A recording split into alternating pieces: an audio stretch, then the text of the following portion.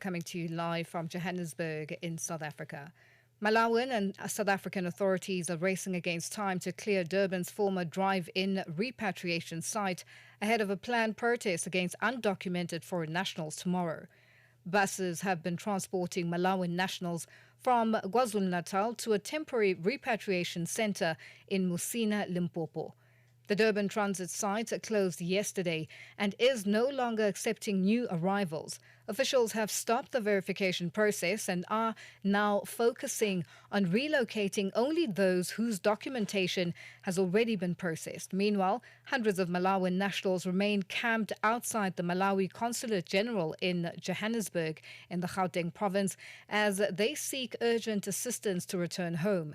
We are now joined on the line by Channel Africa's reporter Michael Mbewe, who is at the Malawi Consulate General in Johannesburg. Michael, good afternoon and thank you for joining us on Africa Update. Oh, Innocent, beg your pardon. How are you? What's happening on the ground there? Greetings, Lulu. I thought maybe you changed my name. No, right? All right. Yeah, so we were at the Malawian embassy over the weekend and we met the stranded Malawian nationals who have told Channel Africa that they do not know when the buses will come to take them back to Malawi. In fact, some of them told us, Lulu, that they are now unemployed because their employer was looking for papers and they could not present papers. And some says that their landlords have now chased them out of where they were staying, they were residing, because they do not have papers. So right now, Lulu, I'm coming to you from Randburg Square, where I'll be talking to business operators, entrepreneurs from other nations, for example, the Malawian, the Nigerians. Of course, I had the opportunity to speak to one Ghanaian national who told me that he's not going to open tomorrow. He's a tailor. He said he's not going to open tomorrow because he fears for his life. But also he does employ foreigners who do not have papers, and he says he doesn't know whether or not they'll come back or they've left. He lost contact with them. So because you would imagine, Lulu, that it's difficult times. Some, of course, had to sell their belongings because they had to make extra cash for them to go back to Malawi with something. It's a difficult time. It's a challenging time. But also people are saying that they feel that the South African government has failed them because when they try to apply for this exemption, or should I say working permit at Home Affairs, it's a tedious process, and at times it does not materialize to anything. So, yeah, it's a challenging time, Lulu, but we're on the ground, of course. We'll be talking to different business people here to find out how this current March and March is affecting their businesses, Lulu.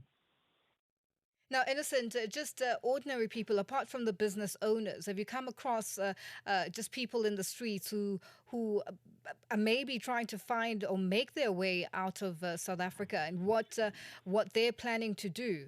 Because basically now, if we look at the situation in KZN and what's happening at the Malawian Consulate General here in Johannesburg, lots of people, thousands of people have been camping there for some time. What about the other nationalities? What are they saying on the ground? Yeah, some Zimbabweans, Lulu, they said that they will rather be at the Zimbabwean embassy in Pretoria, and some, of course, they'll say that they'll camp at the consulate in Johannesburg. So, but for the Nigerians that I had the opportunity to speak to, they made it clear that they are not going anywhere. In fact, they will just be in their houses. Like one guy told me that if you come and attack me in my house, then you are calling for war because I'm presenting you with the papers, but still you do not want, you say I must go. They feel that it's only the government that would perhaps ask the people to present papers, not ordinary citizens. They are of a view that citizens should not take the laws into their own hands. So many are stranded, but some, they're saying that they'll stay on and see what happens after the 30th of June. Lulu. Now, Innocent, since these marches started, have there been any incidences? I can confirm to you, Lulu, that the ones that I followed, I have not had any incidents or no recorded incidents that, or should I say, people dying for that matter, at least the ones that I have covered or the ones that I've been following.